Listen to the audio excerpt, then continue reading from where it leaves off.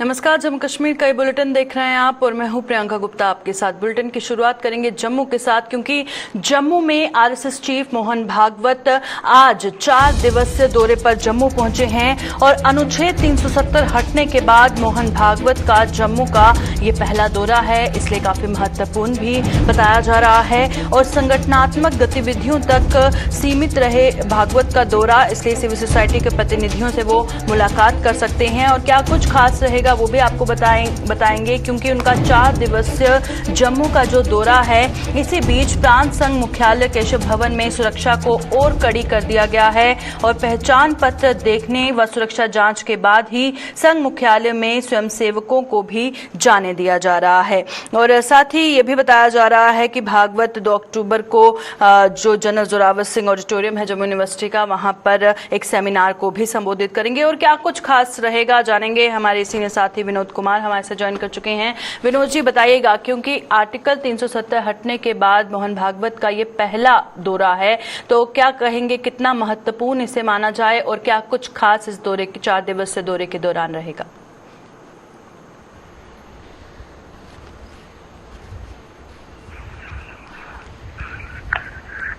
जी विनोद जी, आप आवाज सुन पा रहे हैं? जब तक विनोद जी से हमारा दोबारा संपर्क होता है, हम आपको बता दें जिस तरह से हम आरएसएस चीफ मोहन भागवत के 4 दिवसीय दौरे के बारे में बात कर रहे हैं और एक बार कोशिश करेंगे दोबारा विनोद कुमार से जुड़ने की। विनोद जी बताइएगा, क्योंकि आर्टिकल 370 हटने के बाद पहला दौरा है आरएसएस चीफ मोहन भागवत का, कितना महत्वपूर्ण इसे माना जाए और क्या कुछ खास इस 4 दिवसीय दौरे के दौरान रहने वाला है?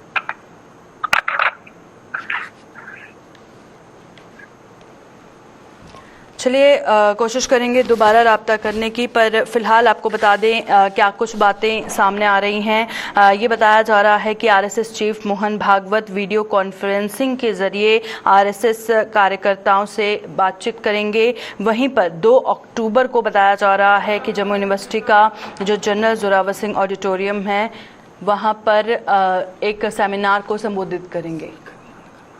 चलिए एक बार फिर हमारे साथ विनोद कुमार ज्वाइन कर चुके हैं, हमारे सीनियर साथी। विनोद जी बताइएगा, आरएसएस चीफ मोहन भागवत का ये जो दौरा है आर्टिकल 370 हटने के बाद, कितना महत्वपूर्ण माना जाए और क्या कुछ खास रहेगा इस 4 दिवसीय दौरे में?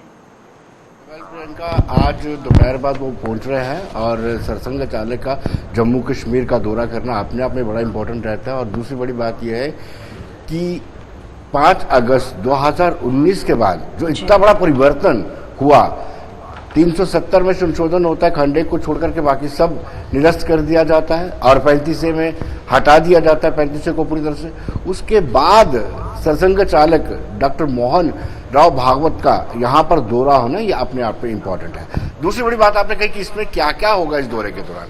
आपको बता दें कि पहले दिन यानी आज के दिन वो अपने पुराने प्रजा परिषद के पुराने स्वयंसेवकों से मिलेंगे, पार्टी के कार्यकर्ताओं से मिलेंगे। इसके अलावा जो पुराने कार्यकर्ता हैं, बड़े लंबे समय से राष्ट्रीय स्वयंसेवक संघ के साथ जुड़े हुए हैं, स्वतंत्रता सेनानी हैं, आज के दिन वो उनसे मुलाकात करेंगे। फिर 1 अक्टूबर को बड़े विस्तार से वो जितने भी प्रचारक हैं उनकी बैठक लेंगे।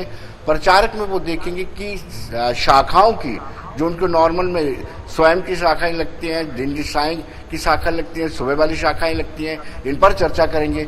फिर आएगा कि कितनी जनसंख्या बढ़ी है, यानी जो स्वयंसेवकों की तादाद है उसमें कितना इजाफा हुआ है, इस पर चर्चा करेंगे। फिर अगर हम 2 अक्टूबर की बात करते हैं तो 2 अक्टूबर को वो एक पहला सार्वजनिक प्रोग्राम करेंगे, क्योंकि कोविड है, कोविड अप्रोप्रिएट बिहेवियर को भी देखना है और हमें सोशल डिस्टेंसिंग को भी मेंटेन करना है।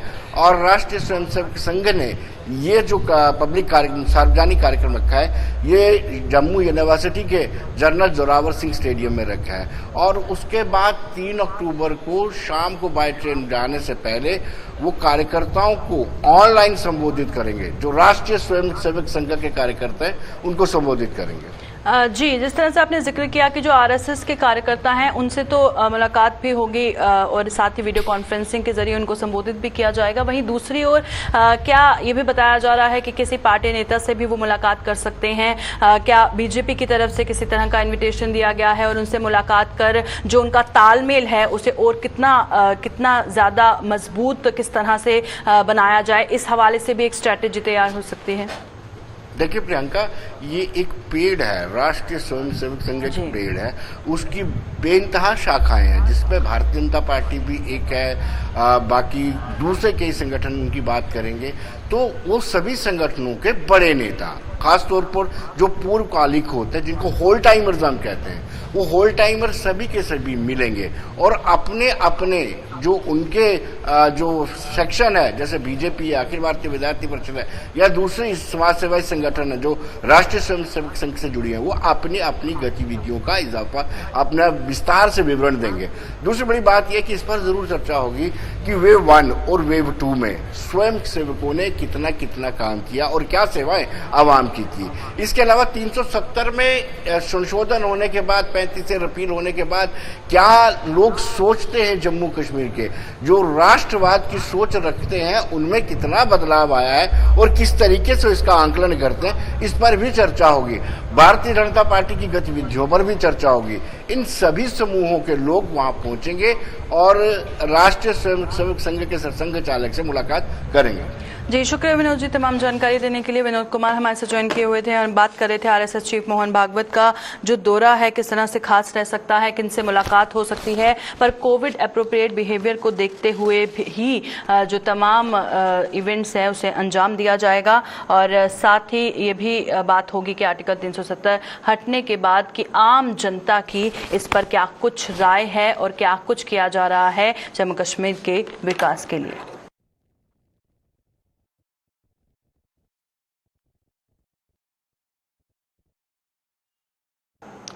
चलिए बढ़ते हैं आगे और अब बात करेंगे जिस तरह से लगातार अस्थायी नर्सिंग ऑर्डरलीज का जो प्रदर्शन है वो लगातार जारी है और आज जो वो प्रदर्शन कर रहे हैं वो अलग तरह से है, अलग अंदाज में है क्योंकि थालियां बजाकर अस्थायी नर्सिंग ऑर्डरलीज का प्रदर्शन किया जा रहा है और प्रशासन द्वारा सेवाएं समाप्त किए जाने पर उनका गुस्सा भड़कता नजर आ रहा है। कोरोना काल में स्वास्थ्य विभाग ने अस्थायी नियुक्तियां की थी और अनुबंध को आगे बढ़ाने की जो मांग है नर्सिंग ऑर्डरलीज कर रहे हैं। इनका कहना है कि जब बहुत मुश्किल समय था, जब कोविड की पहली लहर थी या दूसरी लहर थी, उस दौरान इन्होंने पूरी तरह से सरकार का साथ दिया था और सरकार ने ये वादा किया था कि अगर ये अच्छी तरह से काम करेंगे उनको अप्रिशिएट किया जाएगा और उनकी एक्सटेंशन की जाएगी। अब इनका सवाल ये है कि सरकार ने जो वादा किया था उनके वादों पर सरकार खरा उतरती हुई नजर नहीं आ रही है। तो जगह जगह पर हमारे सामने इस तरह तस्वीरें आ रही हैं जो प्रदर्शन लगातार इनका जारी है और इनका कहना है सरकार ने जो इनके साथ वादा किया था वो वादा सरकार पूरा करती हुई नजर नहीं आ रही है। इनकी नियुक्तियां उस वक्त हुई थी जब बहुत क्रिटिकल समय था कोविड-19 को लेकर और आज इनकी एक्सटेंशन को नहीं बढ़ाया जा रहा है और इनकी मांग है कि इनकी एक्सटेंशन की जाए जिस तरह से नियुक्तियां करने के वक्त पर जो वादा इनके साथ किया गया था। तो साफ तौर पर आप तस्वीरें देख रहे हैं कि आज जम्मू में थालियां बजाकर जो इनका प्रदर्शन है वो जारी है। वहीं पर अगर राजौरी की बात करेंगे वहां पर भी प्रदर्शन जारी है, उनका आंदोलन लगातार चल रहा है, उस पर भी बातचीत करेंगे। पर फिलहाल जम्मू से आप ये तस्वीरें देख रहे हैं जहां पर लगातार इनका प्रदर्शन जारी है क्योंकि इनका कहना है एक तरफ सरकार कहती है कि पढ़े लिखे युवाओं को नौकरी मिलेगी, अब जबकि ये इतने पढ़े लिखे हैं उसके बाद इनके पास अब एक्सपीरियंस भी आ चुका है क्योंकि काफ़ी देर इन्होंने डिपार्टमेंट में काम किया, उसके बाद अब जबकि तीसरी लहर की आशंका जताई जा रही है तो बहुत सारे ऐसे अस्पताल हैं जहां पर स्टाफ की कमी है। तो अब इस मौके पर जहां पर इनकी ज़रूरत भी है उसके बावजूद इनकी एक्सटेंशन क्यों नहीं दी जा रही है। तो लगातार इंसाफ की मांग करते हुए आप देख सकते हैं कितनी तादाद में नर्सिंग ऑर्डरलीज प्रदर्शन कर रहे हैं। थालियां बजाकर आज प्रदर्शन किया जा रहा है जम्मू में और वहीं पर बात करेंगे ग्राउंड से क्या सिचुएशन है, जानेंगे। हमारे संवाददाता अनिल हमारे साथ ज्वाइन कर चुके हैं। अनिल, बताइएगा, इनका प्रदर्शन खैर लगातार जारी है और आज से ही नहीं, काफी देर से ही अपनी मांगों को पूरा करने के लिए प्रदर्शन कर रहे हैं, और क्या कुछ कहना है इनका? देखिए प्रियंका गुप्ता, मैं आपको बता दूं कि जिस तरह से लगातार पिछले काफी समय से ये जो है प्रदर्शन कर रहे थे, उनका ये साफ तौर पर कहना था कि एक लगातार पिछले काफी समय से ये जो अपनी मांग थी वो प्रिंसिपल तक पहुंचाने का पूरी तरह से प्रयास कर रहे थे। और आज इस वक्त ये जो पूरी तरह से तस्वीरें हम आपको बताने की कोशिश कर रहे हैं कि गत रात्रि से इन्हें पूरी तरह से ये साफ तौर पर कह दिया गया है कि आने वाले जो कल आज का दिन है वहां से आपको टर्मिनेट कर दिया जाएगा। जो इस वक्त तस्वीरें आप देखने की कोशिश कर रहे हैं, इस वक्त की तस्वीरें जो है मैं जम्मू के गवर्नमेंट मेडिकल कॉलेज के बाहर की तस्वीर दिखाने की कोशिश कर रहा हूँ। ठीक तस्वीरें आप देख सकते हैं कि इस वक्त प्रदर्शन करते हुए तमाम एम्प्लॉयज, जिनका साफ तौर पर यह कहना था कि कोरोना के समय में जब इनको जरूरत थी तब इन्होंने सिर्फ हमें जो है पूरी तरह से जो है पूरी सेवाएं हमसे ली, मगर आज वो समय आ चुका है कि जब हमें इनकी जरूरत है, पूरी तरह से इन्होंने एक तरीके से पूरी लात मारकर पूरी तरह से इनका कहना है कि ये बाहर निकाल दिया गया है, एक रास्ता दिखा दिया गया है। और साफ तौर पर ये इनका ये कहना है कि जिस तरह से ऑर्डर के मुताबिक अगर हम बात करें तो कॉन्ट्रैक्ट बेसिस पर इन्हें रखा गया था, मगर इनका ये कहना है कि जो फंड है वो पूरी तरह से जो है वो सरकार के पास है, मगर सरकार ये अपने फंड्स के अंदर दिखाती है कि पूरी तरह से जो फंड है वो सरकार के पास इस वक्त नहीं है। तो मुख्य कारण ये है कि इनको टर्मिनेट करने का कारण ये है कि इनके पास फंड्स नहीं है। और मगर अगर हम बात करें तो 2024 तक का फंड जो है वो सरकार की तरफ से पेश कर दिया गया है और भेज दिया गया है, मगर बच्चे उसी के चलते उनका साफ तौर पर यह कहना है कि हमें एक्सटेंशन मिलनी चाहिए। हालांकि बीते कई समय से जो है 1 साल से ये काम कर रहे हैं और इनको सैलरी तक भी नहीं मिली है। इस तरह से पूरी मुख्य मांगे ये है और तमाम एम्प्लॉयज का ये कहना है कि जल्द से जल्द जो है हमारी सैलरी जो है उनको भी रिलीज किया जाए और हमें एक्सटेंशन भी दी जाए। हाँ, बिल्कुल जाहिर तौर पर, क्योंकि इन्होंने उस वक्त सरकार का साथ दिया जिस वक्त बहुत ज्यादा मुश्किल समय था। तो क्या कहेंगे, क्योंकि काफी हाईली क्वालिफाइड भी हैं और एक्सपीरियंस भी हो चुके हैं, इतने महीने इन्होंने डिपार्टमेंट में ड्यूटी भी दी है, और थर्ड वेव को देखते हुए बहुत ज्यादा कमी स्टाफ की देखी जा सकती है अस्पतालों में। तो उसको पूरा करने के लिए सरकार ने जो वादा किया था, उस वादे के लिए क्या कह रहे हैं? क्योंकि उनका कहना था कि अगर वो अपनी ड्यूटी अच्छे से निभाएंगे तो अप्रिशिएट करते हुए उनको एक्सटेंशन दी जा सकती है। तब अब अचानक से इस तरह से सरकार का मुकरना, उस पर क्या कहना है इनका? देखिए, साफ तौर पर तमाम एम्प्लॉयज का ये कहना है कि जब कोरोना काल में सरकार को हमारी जरूरत थी तो हमने पूरी तरह से सेवाएं अपनी जो है प्रदान की। तब कोविड वार्ड में कोई उनके पास नहीं पहुंचता था। हालांकि उनके परिजन की बात करें, कोविड पेशेंट्स के परिजन की बात करें तो वो भी वहां पर मौजूद नहीं रहते थे। उस कोविड के दौरान जो है हमने पूरी सेवाएं प्रदान की है, मगर आज समय ये आ जाता है कि जिस तरह से प्रधानमंत्री ने पूरा, अगर हम बात करें तो एक देश भर में संदेश दिया था कि थाली बजाकर जो है कोरोना का भगाएंगे। आज उसी तरह का कुछ विरोध प्रदर्शन जो है जीएमसी के बाहर जो है वो साफ तौर पर देखने को मिला है। इनका ये कहना है कि जल्द से जल्द जो है हमारी मुख्य मांगों को सुना जाए। और जम्मू मेडिकल कॉलेज के प्रिंसिपल की बात करें तो उन्होंने सिर्फ 5 दिन का समय मांगा है और ये साफ तौर पर कहा है कि आपकी मुख्य मांगों को जो है वो सरकार के सामने रखा जाएगा और उम्मीद करेंगे कि आपको जल्द से जल्द जो है कहीं ना कहीं एक बार फिर से जो है बहाल किया जाएगा। मगर अभी पूरी तरह से बच्चों का ये कहना है कि जब तक हमें रिटर्न में नहीं दिया जाएगा तब तक हम यहाँ से जो है नहीं हटेंगे और अपना आंदोलन जो है वो जारी रखेंगे। शुक्रिया अनिल, ग्राउंड से तमाम जानकारी पहुंचाने के लिए। अनिल हमारे साथ ज्वाइन किए हुए थे और जिस तरह से वो बता रहे थे कि जीएमसी एडमिनिस्ट्रेशन की तरफ से 5 दिन की मोहलत मांगी गई है और तब भी इन सभी का कहना है जब तक इंसाफ नहीं मिलेगा ये प्रदर्शन यूं ही जारी रहेगा।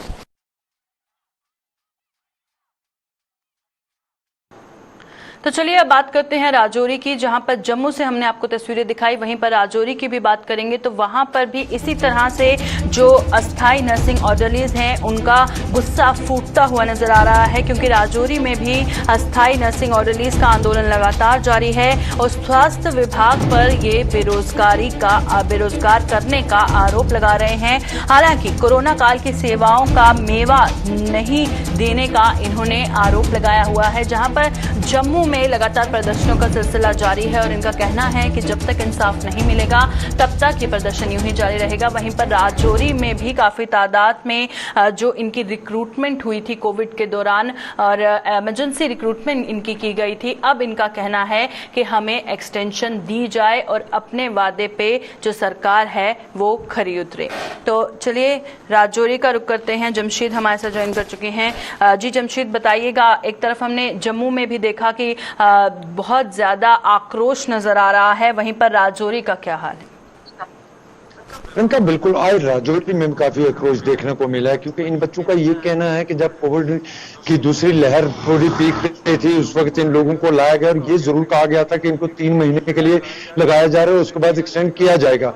मगर इनमें से कुछ बच्चे ऐसे हैं जिनको एक साल भी बीत चुका है और कई ऐसे जिनको 3 महीने हो चुके हैं और अचानक इनको ये कहा गया कि आपको डिसमिस कर दिया गया, जिसके खिलाफ आज इन्होंने मेडिकल कॉलेज के बाहर जोरदार प्रदर्शन भी किया और सरकार के साथ प्रशासन के खिलाफ भी नारेबाजी करते हुए इन लोगों ने ये कहा कि एक तरफ सरकार जहां बेटी पढ़ाओ बेटी बचाओ के नारे देती है, वहीं दूसरी तरफ बेटियों को नौकरियों से निकाल दे रही है। मगर जिस तरह इन लोगों से मैंने बात की, इन लोगों का ये इनसे पूछा गया कि क्या आपने जब ये नौकरी ज्वाइन की थी आपसे एफिडेविट लिया गया था, तो उन्होंने ये कहा कि हमसे एफिडेविट जरूर लिया गया था, मगर ये जरूर कहा गया था कि आपको एक्सटेंड किया जाएगा, मगर एक्सटेंड करने के बिना ही और 3 महीने के बाद कई लोग ऐसे हैं जिस तरह मैं बता रहा हूँ कि 1 साल भी हो चुका है, उसके बाद आज इन लोगों को निकाल दिया, जिसके खिलाफ आज जोरदार प्रदर्शन करते नजर आए। जी प्रियंका। जी बिल्कुल, और जिस तरह से हमने जम्मू में देखा, हालांकि जेएमसी एडमिनिस्ट्रेशन की तरफ से ये कहा गया है कि 5 दिन की मोहलत दीजिए, जरूर सरकार तक आपके हम गुहार पहुंचाएंगे। क्या राजौरी में एडमिनिस्ट्रेशन की तरफ से किसी तरह का बयान सामने आया है या किसी तरह का इन्हें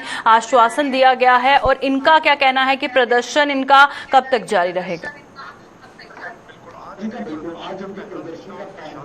और प्रशासन की तरफ से राजौरी जीएमसी की तरफ से कोई बयान अभी तक सामने नहीं आया, मगर इन लोगों ने ये जरूर कहा है कि मेडिकल कॉलेज के अंदर प्रोटेस्ट कर रहे हैं और कल से ये सड़कों पर उतरेंगे, क्योंकि इनके प्रोटेस्ट को रोकने के लिए रोक नहीं पाएंगे। लोगों ने कहा कि हमारी लाइफ का मामला है, क्योंकि हमें नौकरी बड़ी मेहनत से मिली, उस वक्त हम लोगों ने ज्वाइन किया जब हमारे ग्राडर वाले भी नहीं चाहते थे कि हम ज्वाइन करें, क्योंकि उस वक्त कोविड-19 पीक पे था।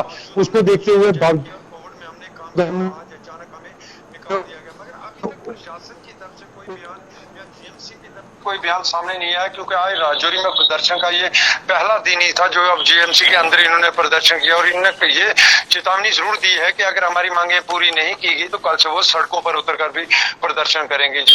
जी शुक्रिया जमशीद तमाम जानकारी देने के लिए। जमशीद मलिक हमारे साथ राजौरी से जुड़े थे और जिस तरह से वो राजौरी की बात कर रहे थे कि हालांकि एडमिनिस्ट्रेशन की तरफ से किसी तरह का कोई बयान सामने नहीं आया है, पर इनका कहना है कि जब तक इनकी मांगे पूरी नहीं होगी इनका भी प्रदर्शन यूं ही लगातार जारी रहेगा।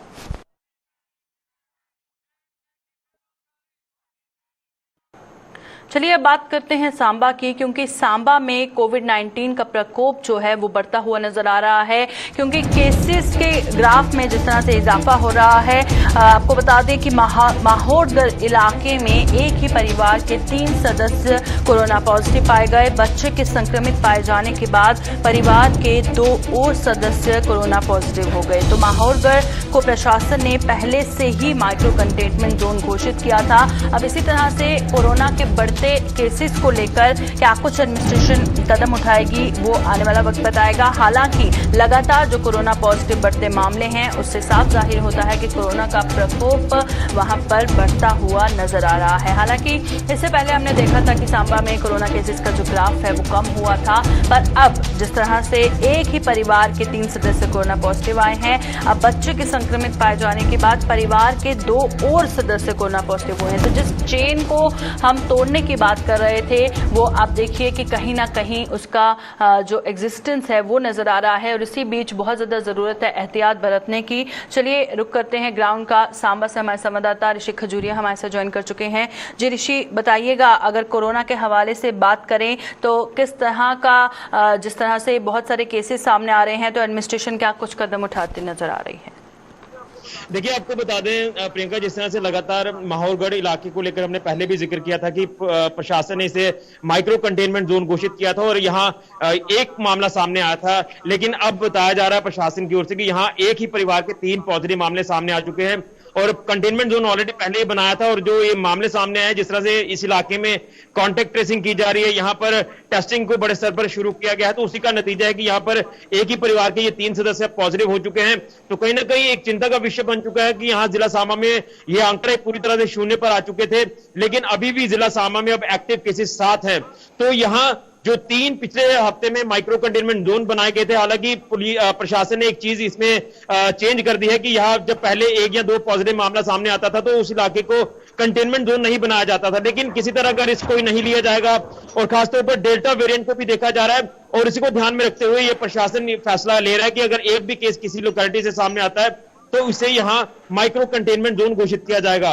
तो यही हम आपको बताना चाहते हैं कि पुलिस को इसमें काम भी करने की काफी ज्यादा जरूरत है, क्योंकि पुलिस की यहाँ पर ड्यूटी ये लगाई गई है कि 100% टेस्टिंग को यहाँ पर आपने पूरा करवाना है, और अगर कोई टेस्टिंग को लेकर रिफ्यूज करता है तो उसके खिलाफ कार्रवाई भी की जाएगी। मुझे लगता है कि हम तीसरी लहर का जो जिक्र कर रहे हैं, तो तीसरी लहर कहीं आना जाए, इसको लेकर भी प्रशासन में भी एक चिंता बनी हुई है और लोगों में भी एक डर बन गया है। लेकिन लोग कहीं ना कहीं अपनी लापरवाही करते हुए नजर आ रहे हैं। शायद यही वजह है कि यहाँ लोग पॉजिटिव हो रहे, चाहे इक्का दुक्का केस सामने आ रहा है, लेकिन आ रहा है। इसलिए हमें एहतियात बरतने की काफी ज्यादा जरूरत है, और मुझे लगता है कि अगर इसी तरह से रहा तो आने वाले दिनों में केसेस की संख्या और बढ़ सकती है और प्रशासन के लिए भी एक चिंता बन सकती है।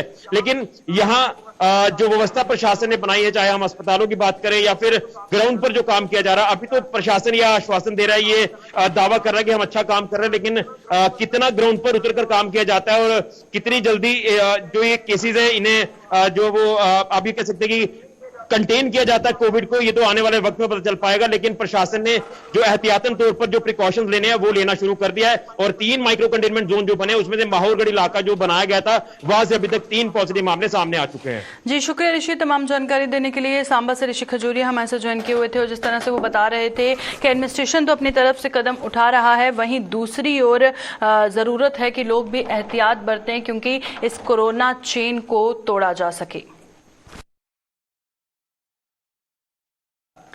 भारत पाक सीमा की जीरो लाइन पर स्थित सुचेतगढ़ में अमृतसर के वाघा बॉर्डर की तर्ज पर रिट्रीट सेरेमनी की 2 अक्टूबर गांधी जयंती को होने जा रही शुरुआत से स्थानीय लोगों के चेहरे खुशी से खिल उठे हैं। स्थानीय प्रशासन ने भी बीएसएफ के साथ मिलकर इसके लिए सभी तैयारियां पूरी कर ली हैं, और खास बात यह है कि रिट्रीट सेरेमनी के शुरू होने से पर्यटन को बढ़ावा मिलेगा और स्थानीय अर्थव्यवस्था में भी बेहद सुधार होगा। अभी तक तय कार्यक्रम के अनुसार जम्मू कश्मीर के उपराज्यपाल मनोज सिन्हा 2 अक्टूबर की शाम को इस सेरेमनी का उद्घाटन करेंगे, जिसके बाद रोजाना यहां ये सेरेमनी आयोजित की जाएगी।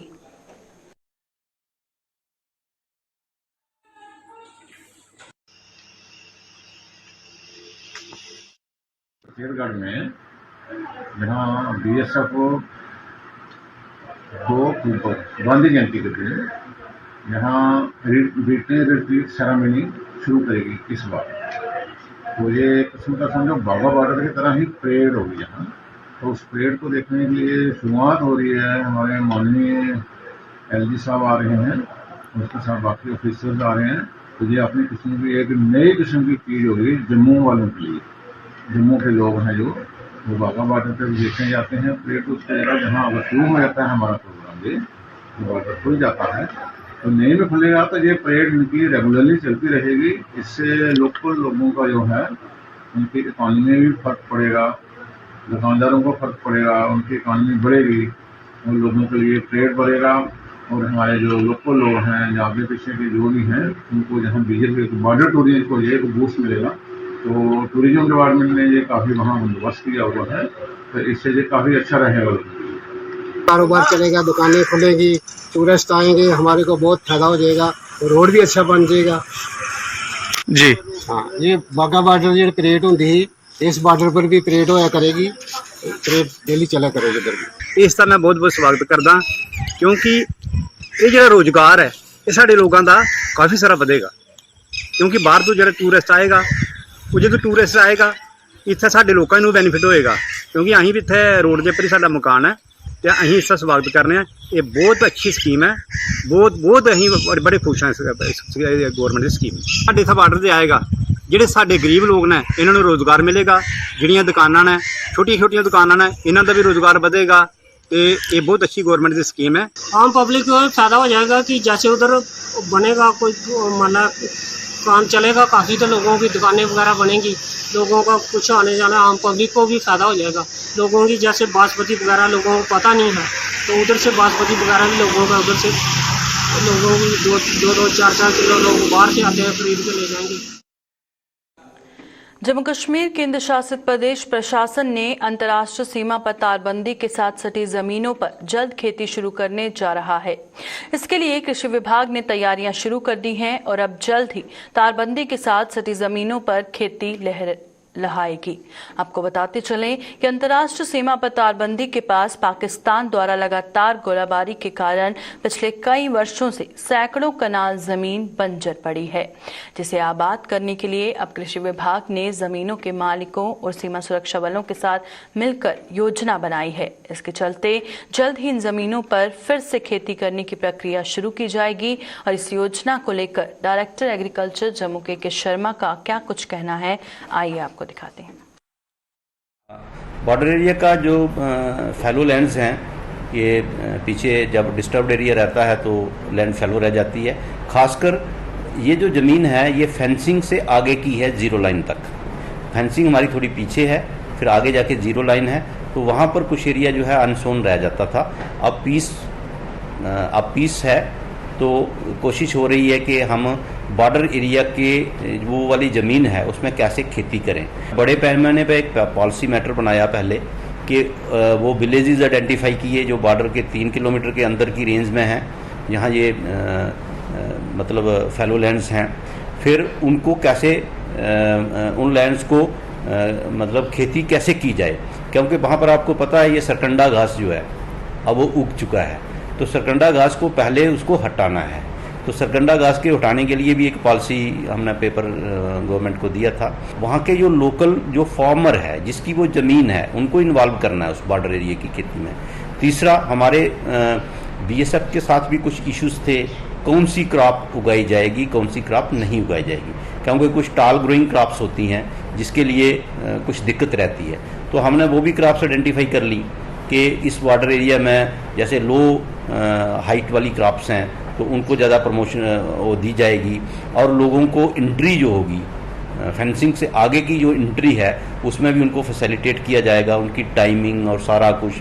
तो ये हमारी मीटिंग्स वगैरह जो बॉर्डर एरिया के किसान हैं उनके साथ भी हो रही हैं, और गवर्नमेंट का बिल्कुल क्लियर पॉलिसी है कि इस सारे एरिया को कल्टीवेशन में लाना है। पिछले साल हम एक ट्रायल कर चुके थे कठुआ में, और वो बहुत सक्सेसफुल रहा। हमने एक गांव अडॉप्ट किया था, उस गांव में पब्लिक प्राइवेट पार्टनरशिप मोड पे ये काम किया था और बहुत अच्छा हुआ। इसकी रिजल्ट्स भी बहुत अच्छे आए और बड़ी एप्रिसिएशन भी हुई। उसी को देखते हुए अब ये एक फाइनल पॉलिसी मैटर बन गया कि इस सारे एरिए को जल्दी से जल्दी कल्टीवेशन में लाना है। अभी के बुलेटिन में फिलहाल इतना ही, दीजिए इजाजत, नमस्कार।